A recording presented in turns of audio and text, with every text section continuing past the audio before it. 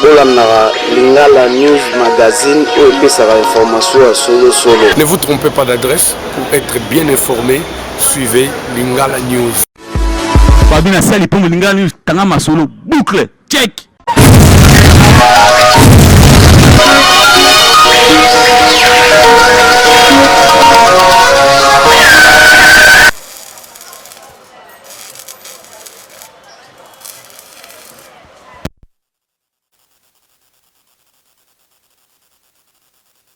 Ngoloba mingi biso de ngoloba mingi te to ngande musala e monana parce que na quartier o même ba Nigeria ba yebi so ba pesi musala bango normalement to landaka c'est un rendez-vous on a pesi faut aya ko telo ko na ne mo bien pour to saka misala na ne mo to ya ni pour musala eza marketing o to sala parce que tant to sala musala za client CP là ngape na CP li misala za na ngo ebele différent parce que il faut qu'on ait confiance dans le client.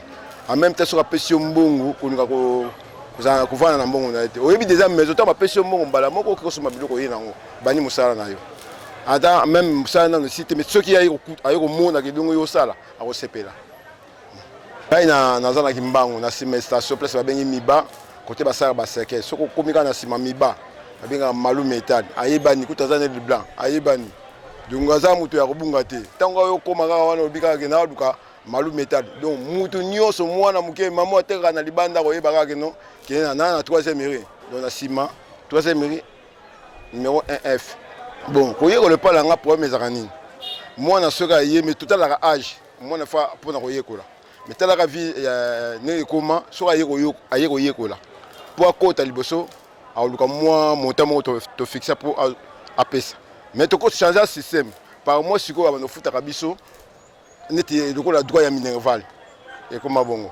Bon, numéro na Malou Métal, ils ont 089 89 30 492. Donc 089 na bandeli sous 089 89 30 492. Ça on numéro que tu as banami, ça numéro que deuxième numéro 081 80 91 495. Troisième numéro 0900 80 99 43. Voilà, je vais vous disponible. Babina Sali pour Lingala News.